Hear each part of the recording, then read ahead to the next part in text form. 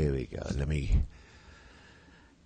ladies and gentlemen, ladies and gentlemen, ladies and gentlemen, you should be seeing this now. I hope you are. I will talk to you in a moment. Don't go anywhere. Wait a minute, I'm looking at the wrong screen. Why am I seeing myself? Something's happening. Something weird is happening here. I don't know what it is. But...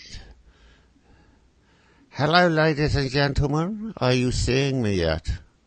Is anyone seeing me yet? There's nobody coming on here. We will be here at the moment.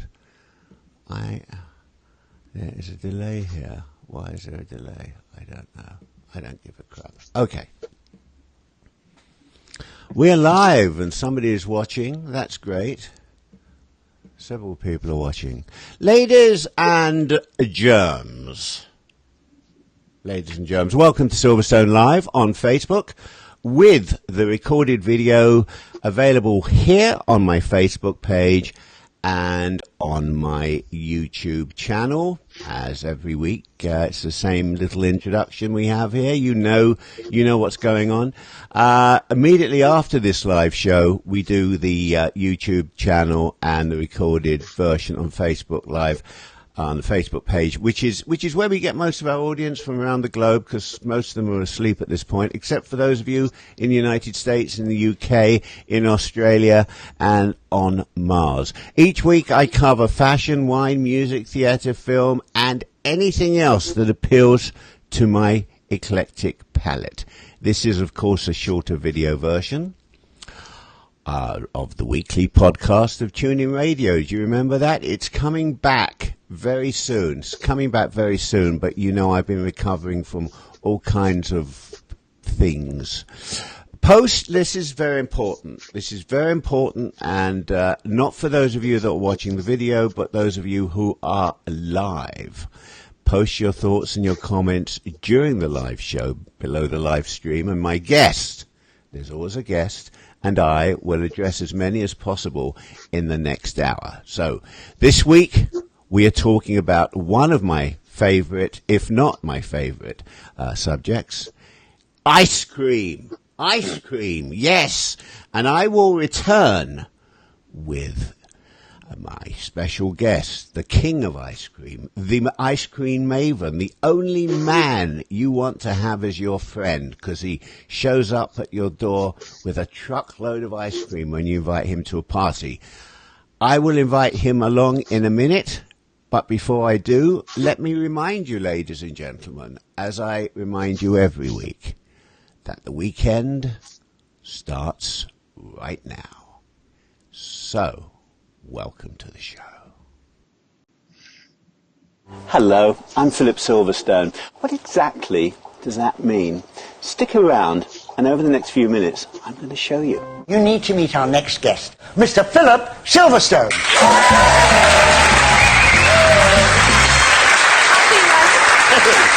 How nice to meet you. Mr. White. Yes, what exactly? Hello.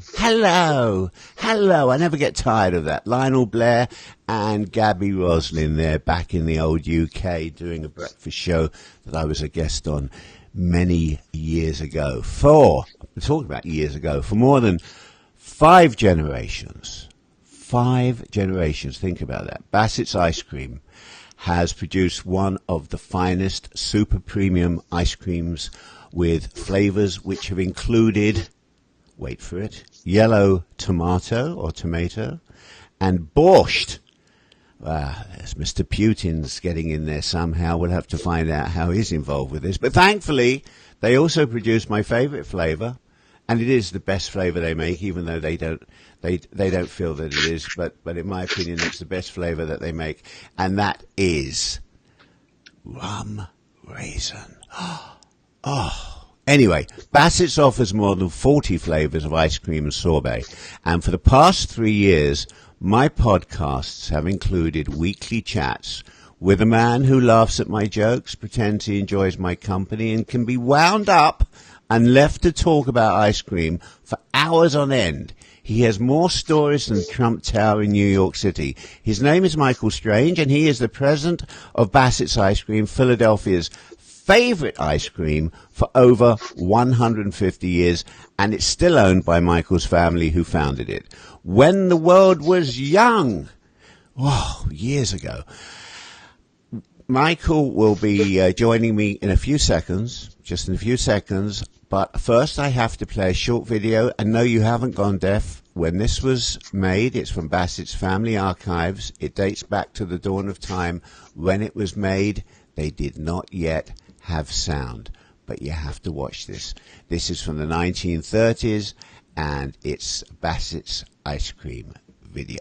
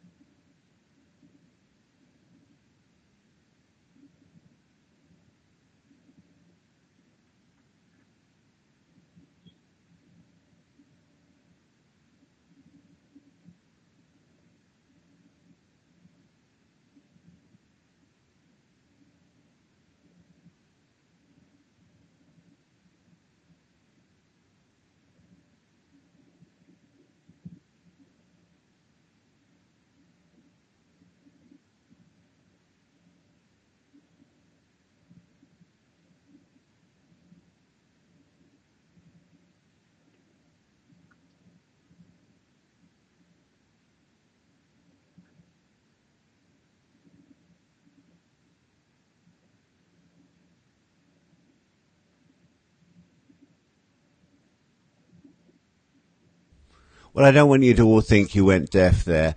I must say they were very quiet employees back in those days. And let me just, I'm going to welcome Michael in a second. Let me just bring everyone up to speed here. In 1861, Louis Dubois Bassett, a Quaker school teacher and farmer, began making ice cream in his Salem, New Jersey backyard using a mule turned churn. I've rehearsed those three words. I can't tell you how many times, and I still can't get them right. Using a mule-turned churn.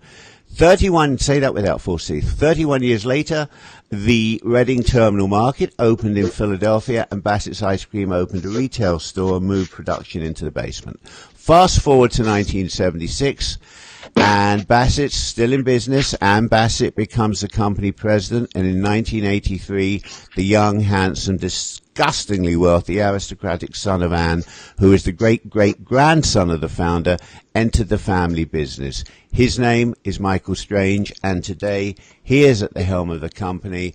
And after making him sit in the green room for about an hour, hello, Michael. Welcome. Greetings to you, Philip. Wonderful to see you and speak with you again. Do not lie. Do not lie. You've had a wonderful time without seeing me. You still making ice cream, Michael? We're making it like it's going out of style. We were having an amazing summer this year. Well, I'm glad to hear it. I want to just say hello to Eileen Lestrange Schwartz. She says, I see you. No, I see you. So here's the thing, Michael. In 1994, your mum, Ann Bassett, retired. Tell the audience who Bassett's best customer is and why this customer feels, and why this, I'm going to have a glass of whiskey in it, and why this customer feels she shouldn't pay for the orders. Our best customer. Well, I can tell you that any customer that doesn't pay for their orders might not be our best, but I have to make one exception when I speak about my mother, Ann Bassett. We actually make deliveries to her home, probably every other week. And when I bought the business from my mother a number of years ago, part of our agreement was that she had all the ice cream she could eat. Well, as it happens, she gets all the ice cream she can eat, as well as all the ice cream her neighbors and friends and anybody who's even remotely connected with her can eat as well. So you haven't sort of suggested to her that she leaves some cash on the side of the table and you pick it up every week? No, you can't do that. She's. I mean, when you're an old man, when you're an old man, you're not going to want to pay for deliveries, are you?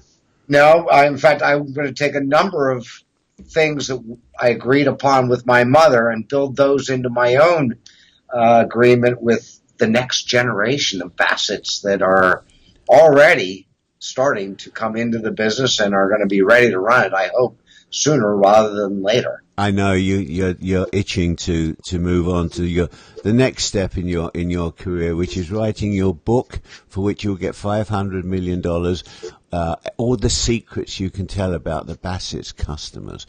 So, given the and we've touched on some of this on the podcast, but we have a different audience here, and the audience is all over the world, just like the podcast, but they're seeing us in living color here, and they haven't necessarily seen us before.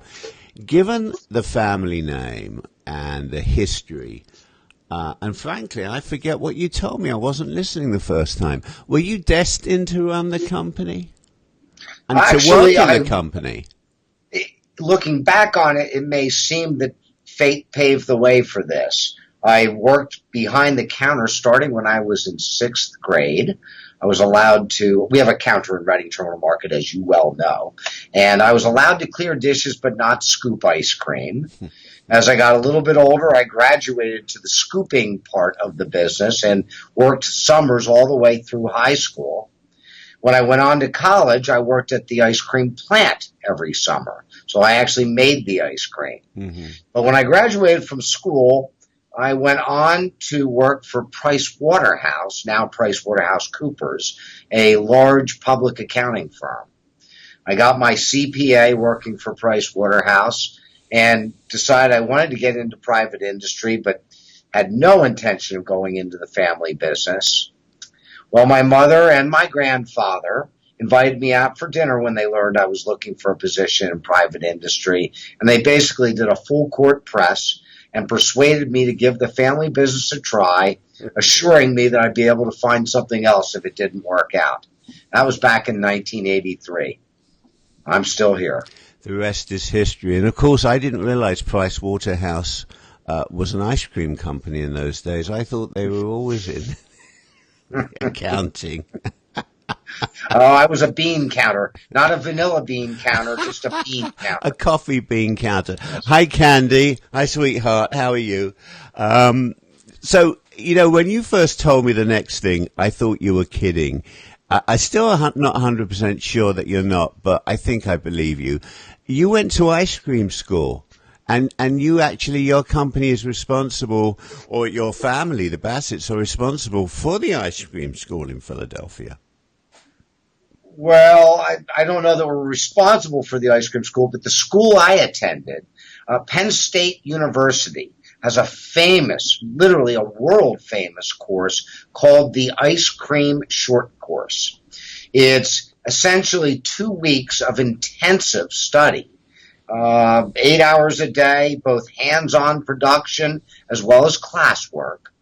And my great-grandfather attended that course in the late 1890s. My grandfather attended that course. My mother and my aunt attended that course. I attended the course with my cousin Roger Bassett, and Roger's son Eric Bassett just recently attended the course with my nephew Alexander Bassett Strange, both of them 6th generation. So we've had 5 generations attending the Penn State Ice Cream Short Course, and it covers everything from production to the microbiology to flavor development, marketing. It touches on really every facet of the ice cream business. Now, when one of your family members attends the ice cream school course, my feeling is it's the same as one of the royal family in England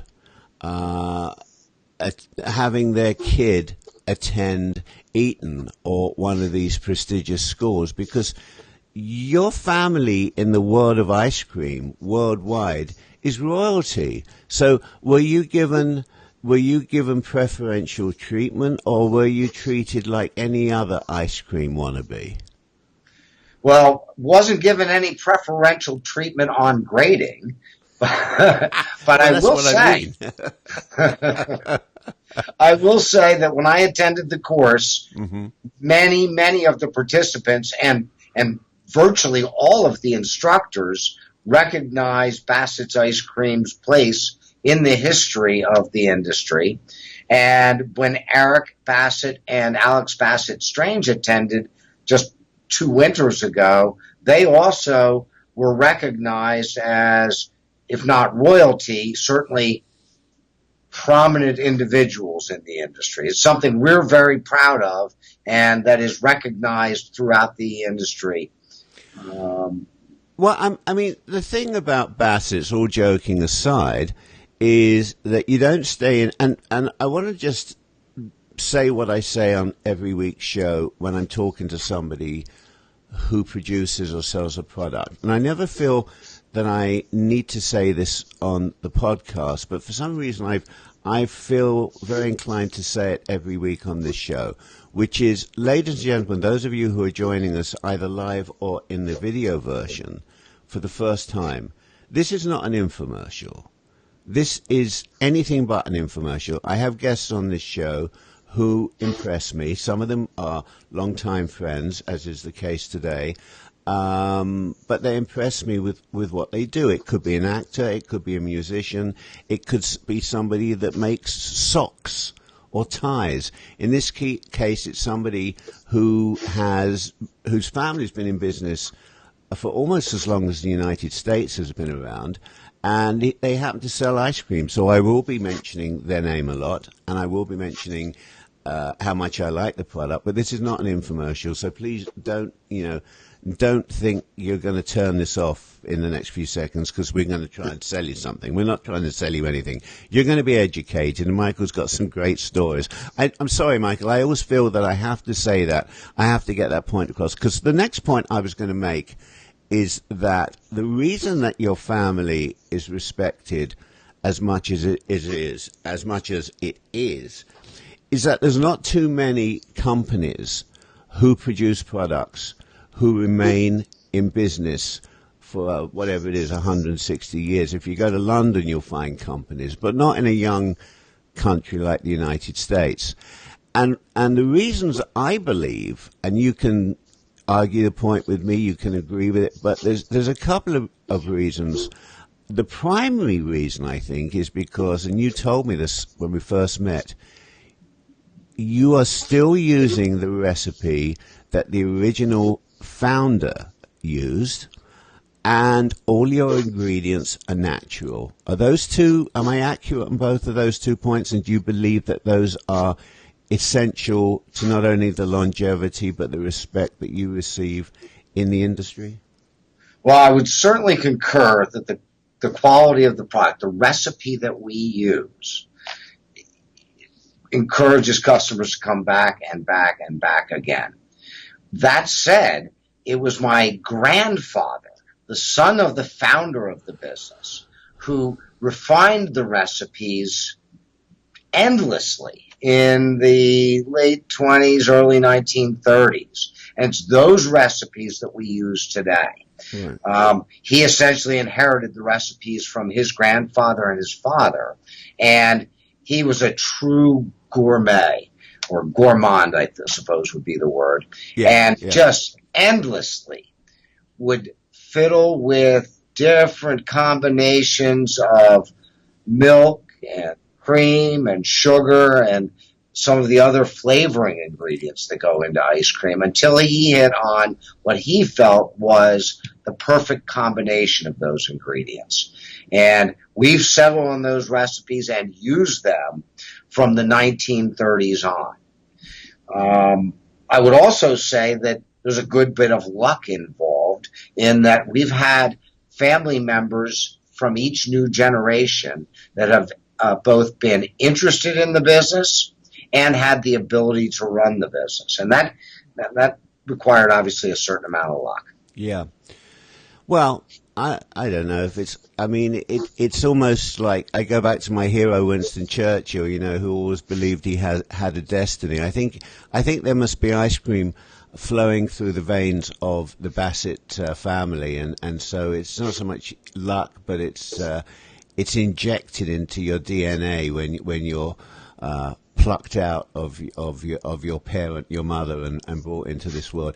Candy, who's a good friend, says, have you ever thought about teaching ice cream courses yourselves? Well, Candy, I can tell you that Michael certainly can't, because I know Michael runs around like a complete idiot. He has to pay someone to Candy. Are you listening to me, Candy? He has to pay someone to go to the bathroom for him. He can't afford can't afford the time, and you know that I don't have the time to do it. So no, we let other people teach courses. I hate teaching courses, and I don't know anything about ice cream.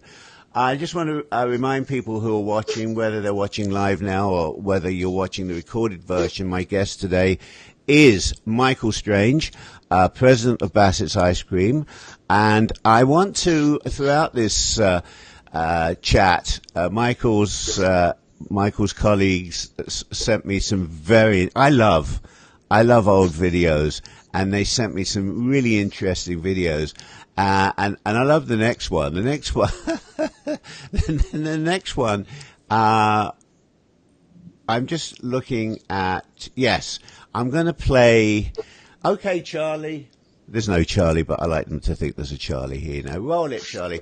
I'm going to tell you what I'm going to do, Michael. I'm going to play Milking It. We're going to milk it.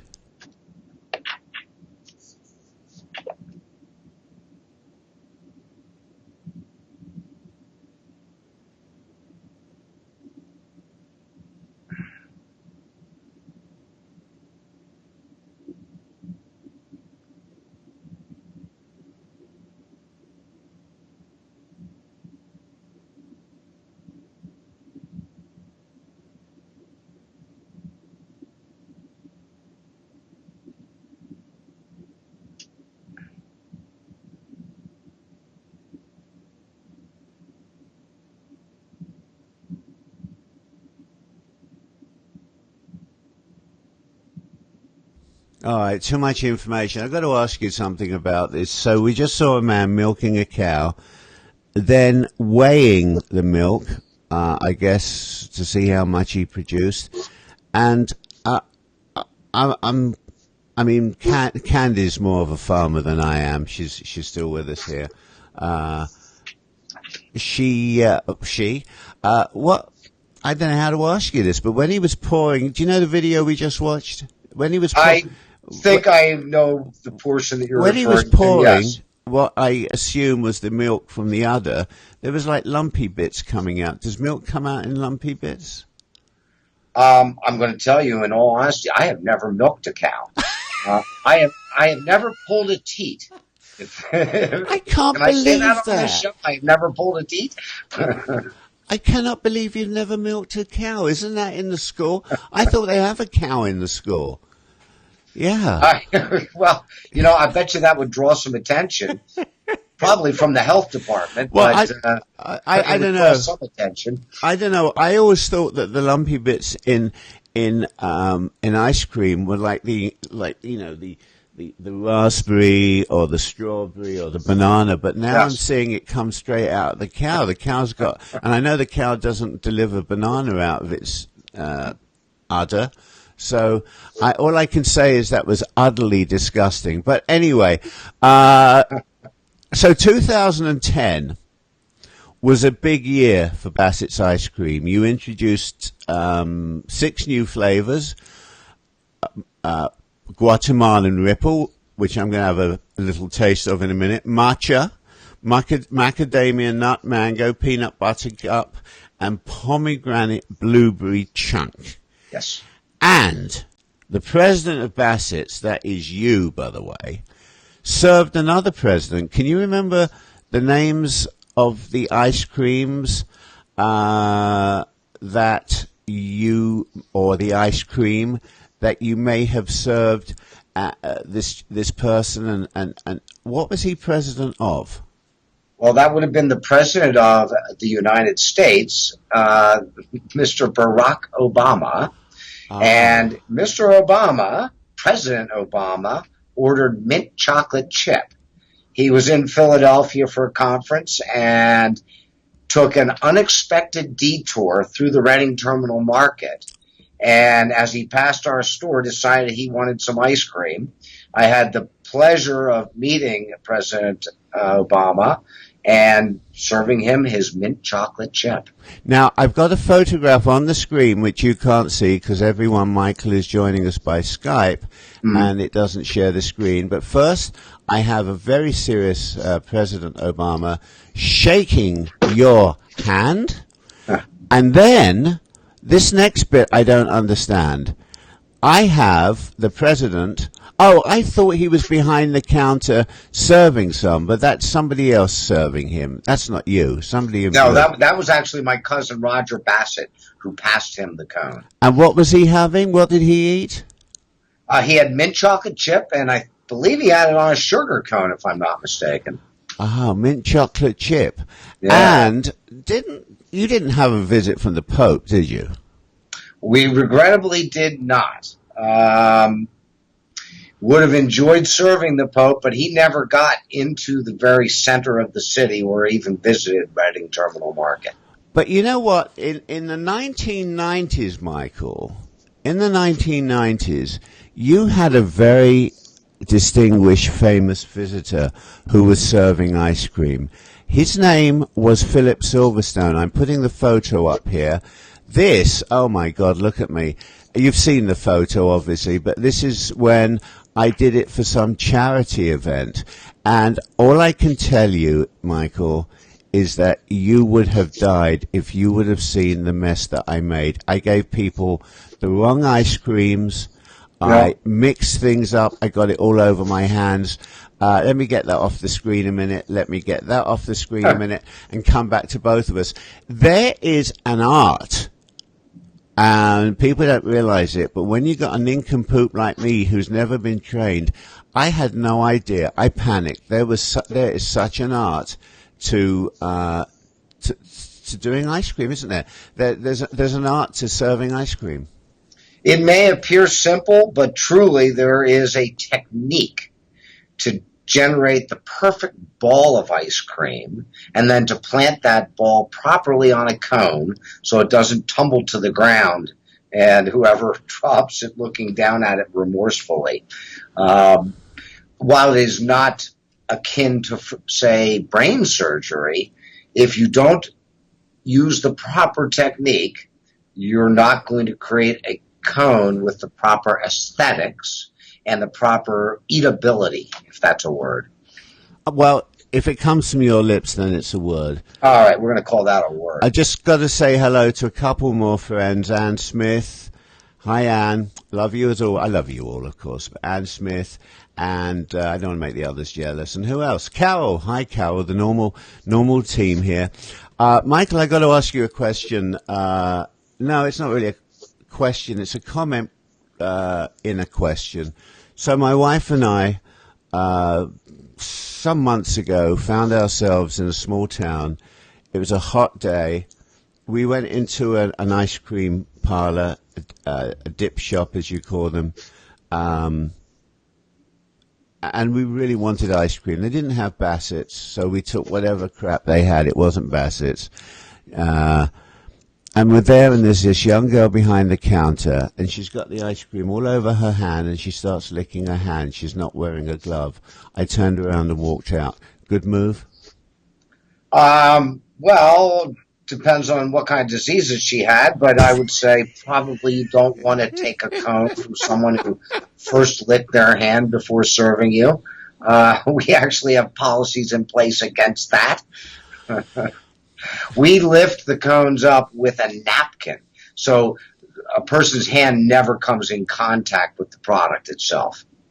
Tell my friends here, because they may have missed the show when we spoke about this, for people at home who like to get the perfect scoop of ice cream, and when I do it, it all sticks onto I use a spoon. I don't go necessarily for the scoop, but you told me a little trick so that when you put the scoop or the spoon or whatever you're using in, it won't stick to it. Do you still remember that trick?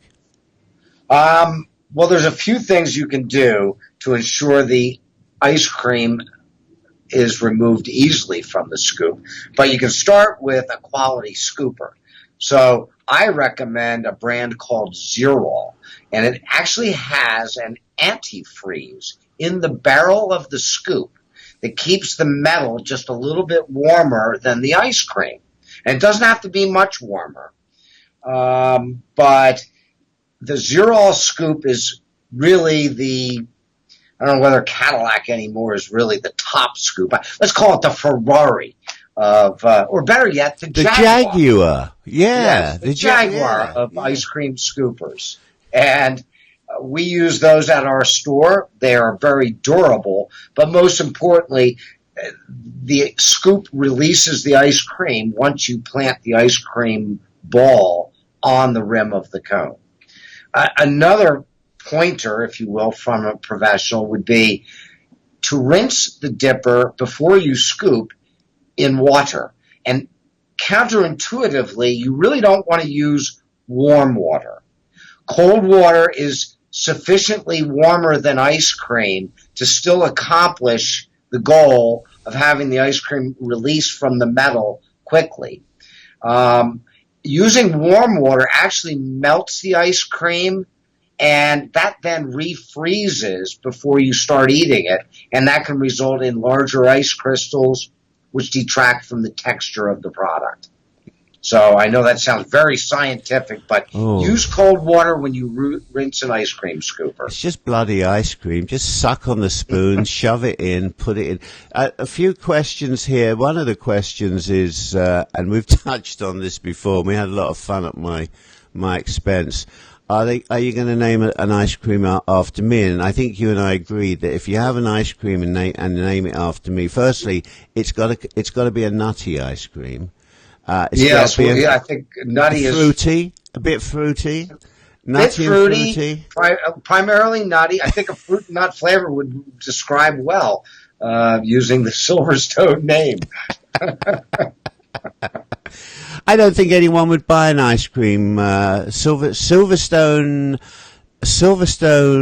Slurpee or Phil's favorite.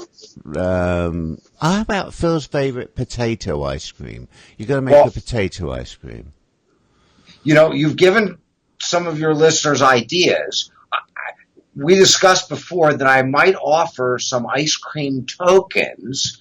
This might be a good time to say we'll select the best Silverstone named flavor and offer the person who offers that name a token for a free cup or cone of ice cream at our shop in Philadelphia's historic Reading Terminal Market. We have known each other now far too long because that just came to me while I was saying that.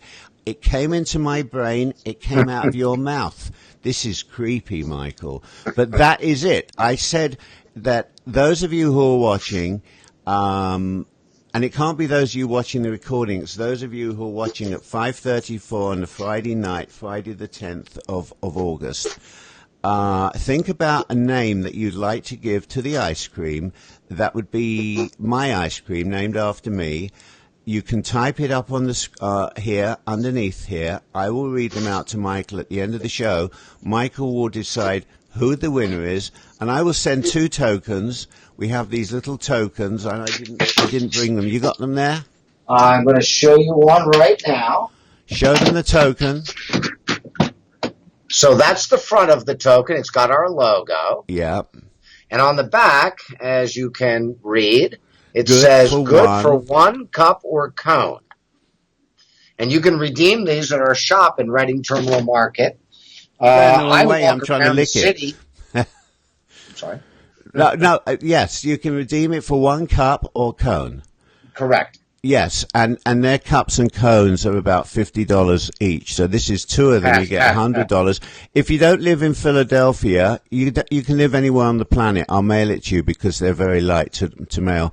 But if you have a friend who's coming to Philly, or you have a business associate, or you have whoever coming to Philly, or you think you might be coming to Philly, put some ideas up now. I'll share them. I should share with you, Philip, that our customer in Korea, who operates 35 ice cream shops, will also accept these tokens. So if you happen to be in South Korea, you can redeem the tokens there as well. That's, and I've said it before and I'll say it again, that is a good career move. My brother, Michael, say hello to my brother, Howard Silverstone. Did I tell you what's happening with my brother? Did I tell you what's happening with him? This is serious. Ladies and germs, those of you who are watching, either live or recorded, my brother Howard Silverstone, he was honoured in the, this is true, so I'm not joking, he was honoured in the Queen's birthday list. He lives in New Jersey and comes into Philly all the time. He is getting an MBE, the Queen's Award. He's going to Buckingham Palace with my sister-in-law. He's renting a morning suit, and he's going to be either meeting the Queen or Prince Charles, and he's receiving this medal, the MBE. And I have to curtsy when I see him now. And so we'll get a photograph of my brother showing his MBE at Bassett's counter. And he's the president of the British American. This isn't his job. He does this because he's a nice guy. He's an idiot really doing this job. Nobody pays him and nobody appreciates it. But he's the president of the British American Business Council in Philadelphia. So if you want to start selling ice cream to the Brits, you talk to my brother. He might be made a dame if he does that one. Anyway, my brother's down the shore and I'm here in this studio. Something's wrong with that picture. Yes. Let me see. How about, now of course my brother's got the same sense of humor as me, but I'm the better looking one. He says, how about a mix of vanilla? Can you hear me all right? How about a mix of vanilla and raisin scone and call it silver scone? You can't give an award to a relative of mine, and don't encourage him. That was the worst thing I've ever heard come out of his mouth. Silver scone. I think that's not too bad. Silver scone, yes. That's not too bad. Anne Smith says, oh, this is so predictable, Anne. You know, I thought you could do better than this. Anne Smith says, let's see if we can put this up on the screen here and show everyone. Maybe not. It should come. Sometimes it does, sometimes it doesn't. I don't know. Anne Smith says, Philadelphia freeze. Philadelphia freeze. You know what? I like that one. So that's not bad. Hang on. Let's see if I've missed anyone. Candy says congrats. She's talking, and Anne says congrats. Now, leave my brother out of it. This show's about me. I mention it. Forget about it now. Stop talking amongst yourself. So we got Philadelphia freeze from Anne Smith. We got my brother who says silver scone. If you want to give it to my brother, you can give it to my brother. I don't care. We'll charge him though, nobody else. And what was the other one? Philadelphia freeze. Didn't I miss one? How about? My brother says, oh God! Once you start him, you can't stop him. He's worse than me. Or a mix of raisin, scone, and garlic, and call it. Oh, God. Scone with the wind. Oh, my gosh. Okay. Do you know how I can kick people off of this show without disrupting anything? That is, Howard, go back on the beach, will you? That was terrible. I'm calling the Queen up. I'm telling her some of his jokes. She's going to take that MBE. Oh, you can see where I want to go right now. My mind's on the bathroom. Hang on. Anne Smith. You see, Phil? Mr. Bassett likes mine. Well, okay, so Anne Smith is in the lead. We'll come back to more of those in a minute. I want you to talk a minute. Two things here. First, let's do the fun thing. Don't answer this. I'm going to put this on the screen. I may have shown it to some of the people who are watching on the website, but this is my all-time favorite. This is a hamburger that we once discussed, Michael. Don't say anything. Ladies and gentlemen, can you see this hamburger? Do you know what it is? Michael's going to tell you what it is. What is it? Have a go. Go on. Come on. Come on, folks. What is this? We're looking at a hamburger. Firstly, what is the roll made of? What is the bun made of? Come on. I sound like University Challenge. Michael doesn't know what that is. Come on, I gotta hurry you. Come on. What's the hamburger? What's the bun? All right, Michael, I'm leaving it on the screen. Tell them what the bun's made of. The bun is actually a sliced glazed donut without a hole from our fellow merchant in Reading Terminal Market, Byler's Donuts. It's a donut. It's a donut. Okay, now this is a cheeseburger. What's the cheese, Michael? The cheese is a thin slice of white chocolate from Mueller Chocolates, another fellow Reading Terminal Market merchant. Brilliant. And what is the hamburger? I'm going to try and make this smaller so maybe we get a better sense of it. What's the hamburger? And of course it's got a sauce on it, which is like barbecue sauce. So do the two. What are we talking about here? Well, I'll tell you what the sauce is. Yeah. That's a raspberry sauce. It's not ketchup. And I think that's right. I'm not looking at the picture, but my recollection is we used It is. sauce. That's what you told me. It's raspberry sauce, yeah. And then the last and central component, by now I'm sure your listeners have figured it out, is They're viewers. And listeners and viewers, I should say viewers, my bad. It's a compressed patty made from Bassett's chocolate ice cream. Wow. And it truly does look just like a cheeseburger. And who devised this actually? I have to tell you, I have always been intrigued about the idea of doing sweet foods that resemble savory foods. So I came up with the idea, and then I just went around to my fellow merchants, Byler's Donuts and Mueller Chocolates, and asked them what they could do to, in the case of the bun, asked Byler's what they could do in the way of creating a donut that looked like a burger bun. And my good friend Glenn Mueller over at Mueller's Chocolates actually suggested using the white chocolate to replicate a slice of cheese. After we did that burger, which, by the way, we posted it on social media, and then Zagat's picked it up, and it got thousands and thousands of views and likes and that sort of thing. My nephew Alex and my cousin Roger's son Eric did a plate of eggs and bacon made from different flavors of ice cream that have been shaped and arranged in such a way that looked just like a real plate of bacon and eggs. I haven't seen that one, but that was fabulous. That was absolutely fabulous. Listen, I got a couple of your ice creams here, and they're melting under all the lights. And Colin, hi, you made it. Always make it at the same time at 1:45 the hour. Hope you're well. Yum, yum, he says. Let's see if anyone said anything else. Looks, we're still asking to win two of the tokens. Whether you live in Philly, you're planning to come here, you have a relative here, you have a friend here, you have a business associate here, we will give away two of these tokens which you can redeem at the Bassett's counter in Reading Terminal Market in the heart of Philadelphia. If you can come up with a great name and ingredients for an ice cream, named after me. And so far, who did we say? I think Ann Smith so far had the best one. What did Ann say? I can't find it now.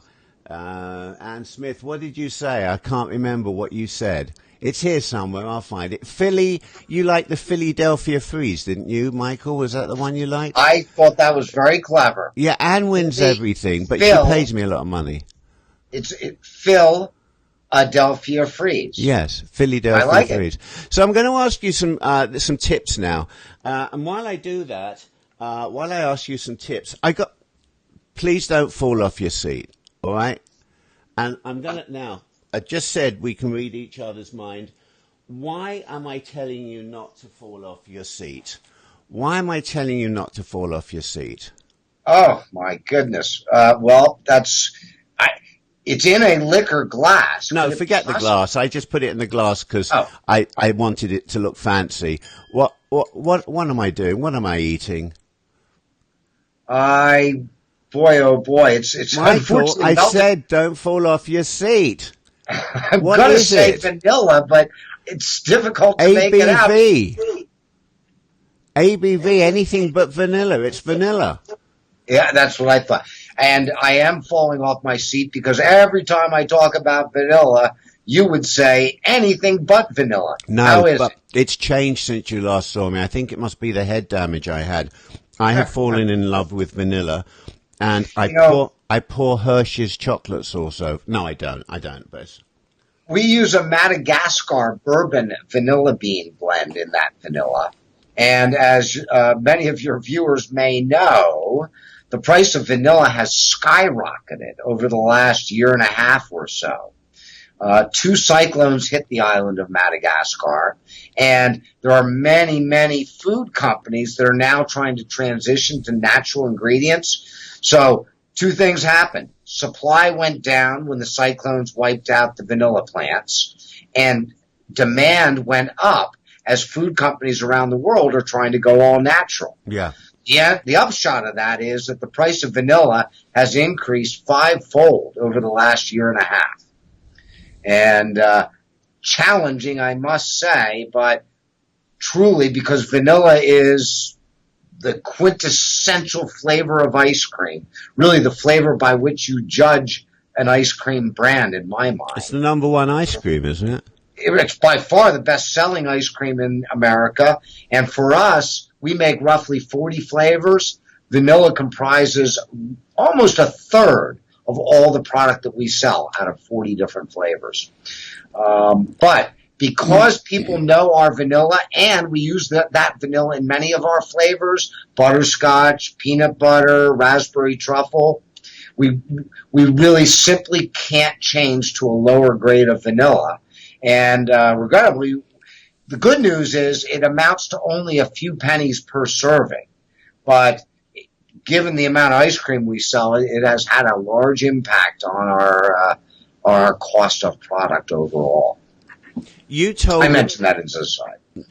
I mean, it's actually something that I didn't grow to like. I mean, I thought I'd left it behind when I was a kid, but I've come back to it again.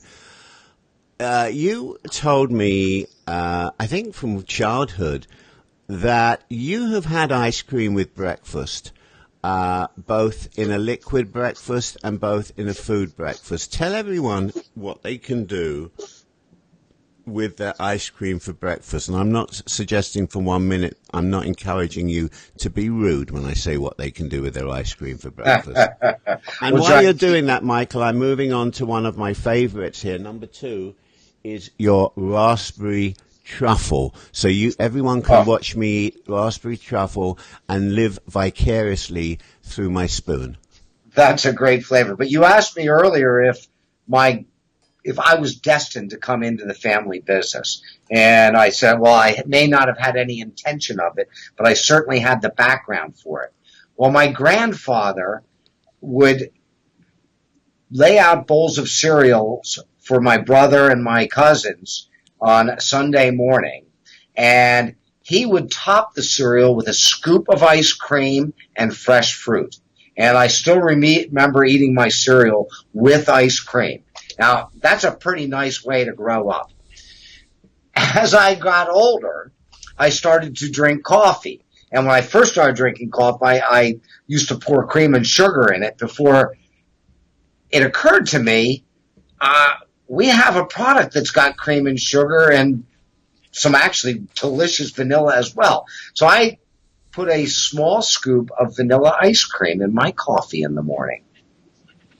And there's no reason why you shouldn't, because it's just like going into any of these, like Starbucks, and they put that fake cream on the top of it. Here you're having all natural cream with it. It is actually a terrific blend. It's my variation of something called an affogato. And an affogato is a scoop of vanilla ice cream. We are not allowed to swear on this show, so I will ask you. There's women and children watching this show. I'll keep it clean. I'll just say it's a scoop of vanilla ice cream with a shot of espresso poured over it, hot espresso. and that hot espresso melts the top layer of vanilla, but you still have a central cool core of still firm ice cream. And I think it's a delightful dessert. Clearly, I'm a little biased, but I highly recommend trying it. You're a big biased. I'm very biased, yes. Candy Lee says strawberry wine. Okay. Whipped Winosaur walnut. I used to be called a Winosaur. Whipped Winosaur walnut. And she's going for broke here. Pistachio.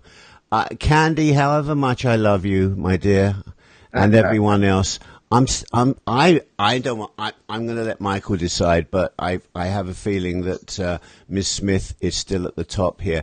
Maybe we can call the pistachio flavor. We'll name that after Mr. Trump. This is a family show. It's a family show. Let's talk about something that we all get, and I think it was you who gave me an idea of how we can get out of this. It's when we have very cold ice cream and it suddenly goes all the way to the top of our head and we call it brain freeze. What is your instant remedy for this, Michael? And while you're doing that, I'm going to have, this is almost at the top of my favorite list, the Guatemalan ripple. And in a minute you can tell us what it is. But talk about brain freeze for everyone out there. So brain freeze, and I did this myself within the last week. I did it. Excuse me, Michael. When I last saw you, we both agreed you didn't have a brain.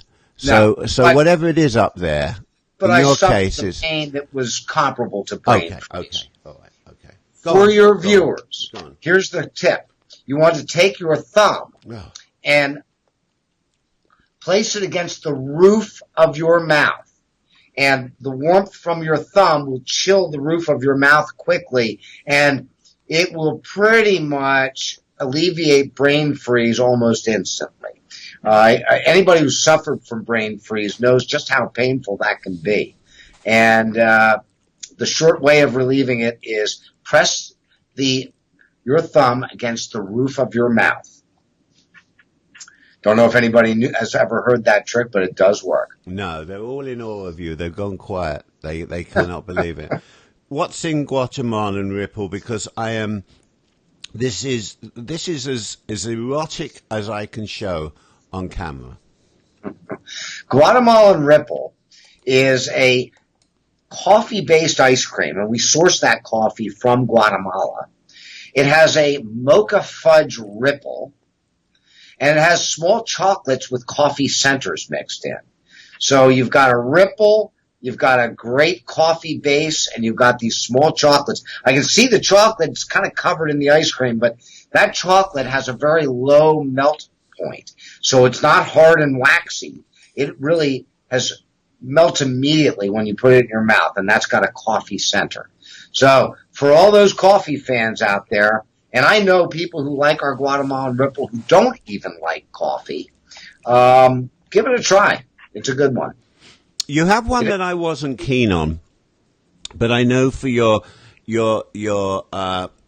customers now over in China, this may be theirs. It's green tea, yes, which is actually made with real matcha leaves, and the matcha leaf is the leaf that makes the green tea, right? Yes. So matcha really is the buds from the green tea plant, and it's powdered. And we mix that into our vanilla-based ice cream. We don't use it's the one flavor we don't add any vanilla to. And we produce that flavor because there's a large demand for a green tea product in Asia. Initially, we produced it for our China market, but we also ship quite a bit of it to South Korea. Right. What I find interesting is that our store in the Reading Terminal Market offers all of the flavors that we produce. And we started selling the matcha or green tea at our shop in Reading Terminal Market, and it is surprisingly popular, and not just with our Asian customers. It has a fairly loyal following among both Asian and Western customers at our shop. Well, it's very refreshing. It's like your mango. It's like your peach. There's a market for all of these. I mean, you've got so many different flavors. We've mentioned many times that you're located in Reading Terminal Market, and I mentioned at the beginning, and I wasn't quite sure when your great-great-great-grandfather opened up in the basement. Was that in the basement of his house or of Reading Terminal Market? So my great-great-grandfather, the founder of our company, started producing the ice cream on his farm in Salem, New Jersey, and it proved to be very popular.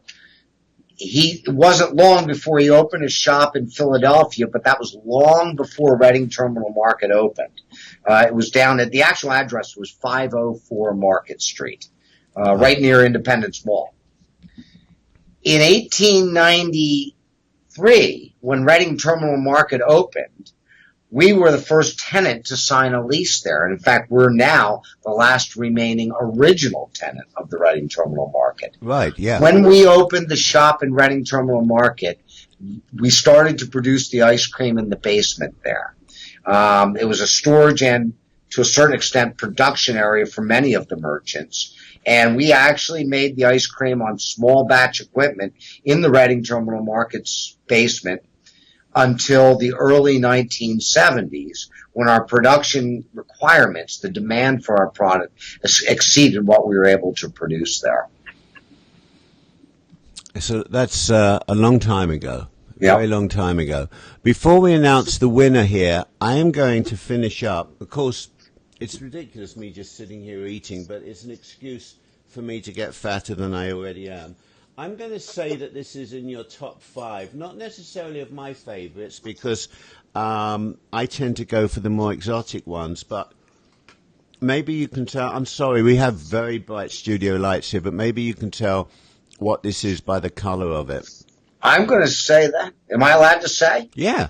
Okay, I think that's mint chocolate chip, but I won't Absolutely right, sir. And in fact, Okay. it's so soft, you know. You know how I like to eat my ice cream? Like this. That is one of the best ways to eat ice cream. Drink it. Just don't choke on the chips. On the top 5, is this in the top 5? Mint chocolate chip is, in fact, in the top 5 flavors in terms of sales volume. What are the top 5 flavors? In Bassetts or perhaps in general? Well, our top 5 flavors don't exactly reflect necessarily the top 5 flavors industry-wide in the United States, but they certainly reflect classic flavors. Number 1 is, of course, vanilla. Number 2 is chocolate, 2 very straightforward classic flavors. Interestingly, French vanilla is number 3. Mint chocolate chip is number 4. And a new flavor, and I don't know if you've had it yet, Philip, salted caramel pretzel, which we just introduced last year, has just taken at least our customer base by storm and is now our number 5 best-selling ice cream flavor. It's supplanted cookies and cream. I saw you had that. I've got to ask you the same question I've asked so many people. Nobody can quite answer it. When the heck did salted caramel come on the market? Because it seems to me that suddenly everything in the last year is salted caramel, and our taste buds are just lusting after this combination. Yeah. It's that sweet and savory combination, but it started really going back several years now, and you'll see salted caramel combinations in many different foods. I must tell you, one of the things I like best about our salted caramel pretzel isn't the salted caramel, it's the pretzel component. And we use a small pretzel nib that has been enrobed in chocolate, and the moisture does not migrate to the pretzel. So you get this crunchy pretzel piece that's covered in chocolate, and you've got this luscious salty caramel swirling through our vanilla ice cream. I didn't think I would like the flavor. I was doing it because we had many requests for a salted caramel kind of flavor. But I have to tell you, it's my new favorite flavor. Well, my two favorites, as I wrap this up, I can't believe we've been through an hour and we haven't touched on anything I wanted to talk about. And yet, I don't know what we talked about. But my two favorite ice creams, you know my number one. I mean, yet again, you can tell everyone my favorite Bassett's ice cream is Rum raisin. I know. Raisins. Rum raisin. Something about your rum raisin. Yep. The raisins are plump. They don't taste like they've been injected with rum. They taste like they've been soaked in rum. And my guess is that they have. And that's why they're plump, because the alcohol isn't letting the ice cream get into it because it is alcohol. And I like it a little bit on the soft side. I don't like it I like it a little bit on the soft side. But the other thing, going back to caramel and sea salt, I like those the caramel and sea salt vanilla ice cream bars. What we used to call in the UK, probably still do, what we used to call choc ices. These are your caramel, sea salt, vanilla choc ices. Do people actually know you make them? Because I certainly do. I love them. Yeah, it's a product for customers that sell novelty items, which would be like ice cream sandwiches or ice cream on a stick. And they're exceptionally good. We don't offer them in grocery stores, certainly not chain grocery stores, but you can get them at a number of our accounts that offer single-serve novelties. And it's been popular. We have so many initiatives that we've never promoted it strongly, yet the product continues to sell. Well, I want to say a few things here. Candy has the last word here. She has given us so many different potential flavors for an ice cream named after me. She's come up here with filament. But I don't know about you, but I know who I think came up with the best one. I still like Anne so far. Wait a minute. Candy's just coming. They're just coming in. We're just getting a wire. And what's this? Hang on. What's this? I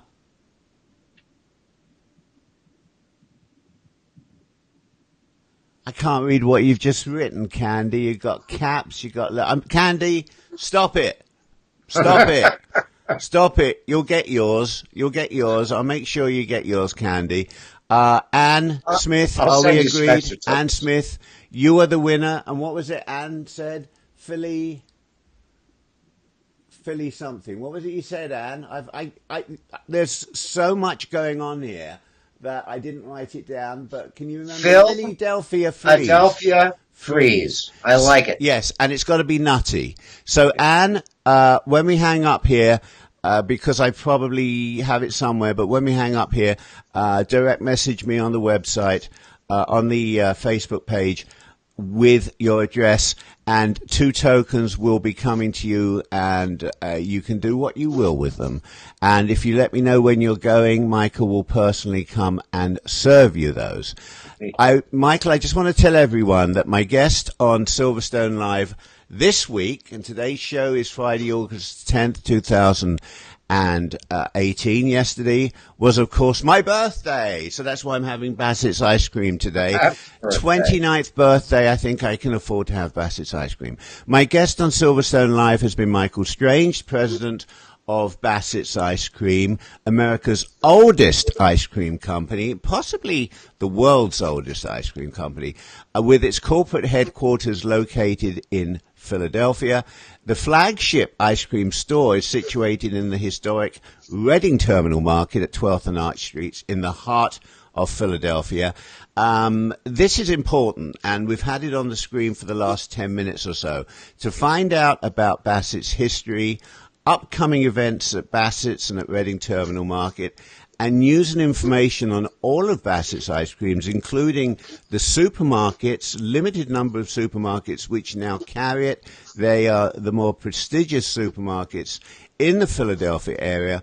Also, the dip shops. These are the ice cream parlors that you can go to who feature Bassett's. And, of course, as Michael has said, the ice creams are now in Korea and China. And where else? There was a few other countries. Where are the other countries? Well, we're working on some other international destinations, but you can also get our ice cream in New York City, South Florida. We're shipping now out to Los Angeles and Chicago. I wouldn't say we're covering every market in the United States, but we are covering a wide range of territory in the U.S. Well, the as I didn't finish what I was going to say because I cut myself off. BassettsIceCream.com, and it's on the screen, and also it'll be on the video. Underneath the video, you can direct link to Bassett's, then find out everything you want to find out about Bassett's. I am going to close out after I say goodbye to Michael for this week's show. Let's see, we can either do Scooping a Perfect Dish or Racket Club Loves Bassett's Ice Cream. Maybe, what do you think? Scooping a Perfect Dish will close out with. This is an old Bassett's film, also probably a silent film. Michael, it has been a delight after all these months, year, maybe, to see you again. It has been my pleasure, Philip, truly. And I'm going to very rudely disconnect you in a minute. Candy, Colin, and Howard, if you're still awake, you're so old now. I don't know if you are still awake, and everyone else who's been on here. The name, we have a lot of people watching that don't actually tell us who they are. They like it's Carol, Eileen, and all of you, whoever's watching this. Have a fabulous week. We will be back the same time next week, and we give two times. We give the UK and the US. So 5 p.m. Eastern US, 10 p.m. UK time. Have a great weekend. Have a great week. Michael, you and I will be in touch. It has been a pleasure to have you on the show. And I am now going to run the video. So bye-bye, Michael. Take care, Philip. It's been my pleasure. And now we're going to show everyone, I don't know, Scooping a Perfect Dish. Bye-bye, everyone.